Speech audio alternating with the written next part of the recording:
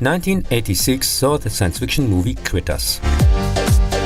The US production, which is often compared to Gremlins, released 2 years earlier, made its $2 million budget more than 6 times alone in the US back and got mostly positive reviews. By 2019 there had been 5 sequels with different directors, since part 3 direct-to-video to Trash Can.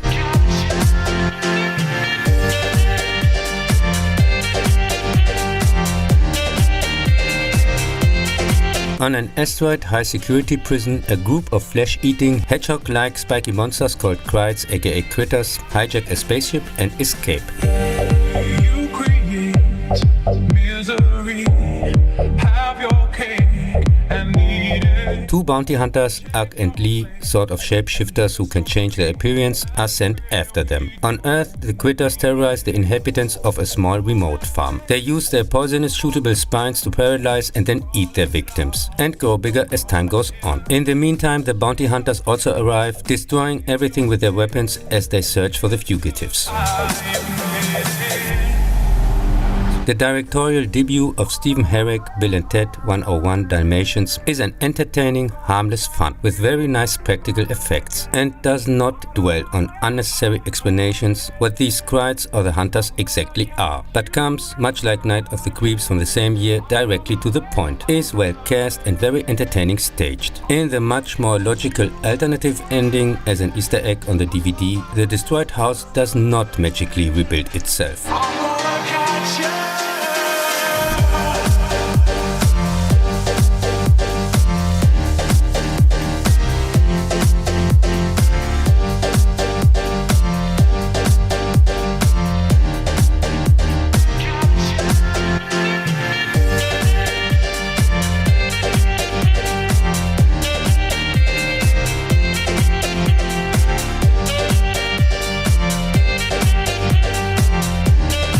In 1988, the sequel with some returning actors is called Critters 2: The Main Course. But according to the German title, they return. Although they do not return, but are already there, and later hatch from the eggs that were left in the barn at the end of the first movie and conveniently overlooked for 2 years.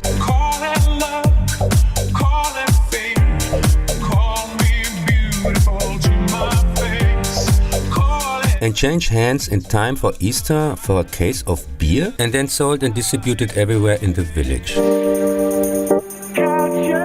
After the hatching, they romp around the town, and also the 2 bounty hunters and Charlie return, whom they must have taken from the first part. Ugg also still has the look of the rock star from part 1. Lee transforms into a Playboy model just to let herself short time later get eaten. Ugg transforms into a big critter and at some point lures them into a trap, from which they escape as a Critters ball. In the end, Charlie flies the spaceship into the stupid ball instead of just shooting at it.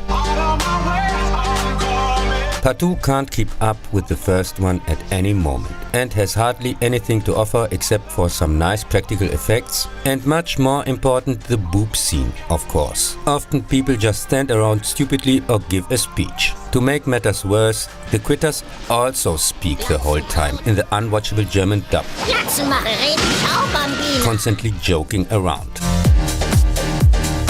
In the original, they at least keep their alien language, don't start singing and stay kind of serious most of the time. But this still can't save the movie.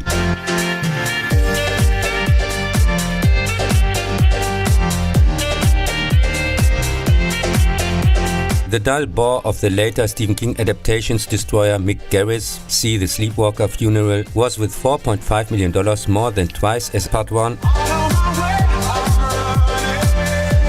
But made in the US not even the costs back and was quite rightly a flop. But still high art and Citizen Kane compared to its successors.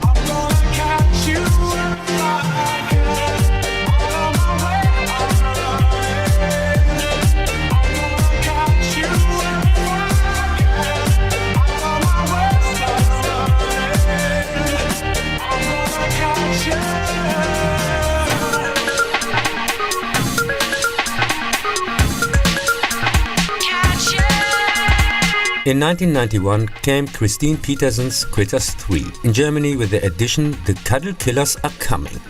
In the god-awful, cheap, boring, direct-to-trash can crap, a family transports by accident a few Critters eggs to their apartment building. Here the monsters hatch and start to attack the residents. They flee to a rooftop until bounty hunter Charlie, he also has a flashback sequence to part 1 and 2 at the beginning, reappears in the final to save them. During the end credits he searches the house for more Critters eggs. This sequence starts also the next movie and is contacted by Uck. It ends on a cliffhanger. It's just how you made it.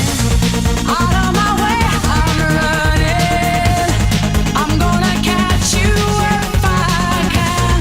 Out of my way, I'm coming. The same and worse applies 1 year later to Rupert Harvey's Critters 4. With us, the big munching continues and starts the tradition that the fourth part of a washed-out franchise plays in space. Although with Fast and Furious it was not until part 9 and with Friday the 13th not until part 10. Probably they didn't get an earlier flight, whatever. In Critters 4, the big audience torture continues. Charlie, by mistake, he misses the exit, is brought into space with a space capsule because for some reason he shouldn't destroy the last critter eggs but deliver them. After 50 years the capsule is discovered by a spaceship crew and brought to an empty space station. Now the captain opens it, which frees Charlie and the critters. They now decimate the crew and Uck appears and turns out to be for no reason a villain, who is shot by Charlie in the final before the survivors save themselves and the station blows up.